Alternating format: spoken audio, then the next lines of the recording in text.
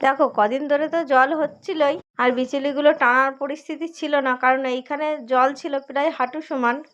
এখন তো একটু বৃষ্টিটা কম হচ্ছে, যার জন্য এখানে প্রায় শুকনোর ভাব চলে এসেছে। তার জন্য আমরা চলে গিয়েছিলাম আজকে বিচুলিগুলো বরমশাই বসছিল, তারপরে আমি ভাবলাম আমু দুয়াটি করে একটু বয়ে দিই, তাতে একটু তাড়াতাড়ি হবে।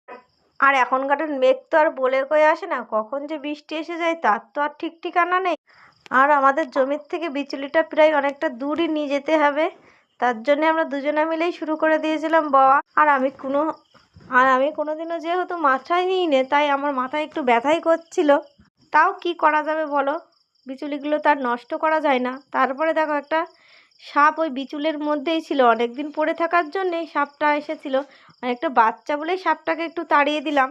তারপরে দেখো বিচুলিগুলো যেগুলো নিচে পড়েছিল সেইগুলো তো একদম নষ্ট হয়ে গেছে, কালো হয়ে গেছে, যার জন্য আমরা নেড়ে দিয়েছিলাম। একটু রোদ হচ্ছিল, যদি একটু শুকিয়ে যেত তাহলে একটু ভালো হতো, ওই জন্য রোদই দিয়ে দিয়েছিলাম। বিচুলিগুলো দেখো একদমই পচে গেছে, এইগুলো আর হয়তো নেওয়াই যাবে না, তাই এখান থেকে তুলে নিয়ে একটু উঁচুর দিকে রেখে দিচ্ছিল এই পচা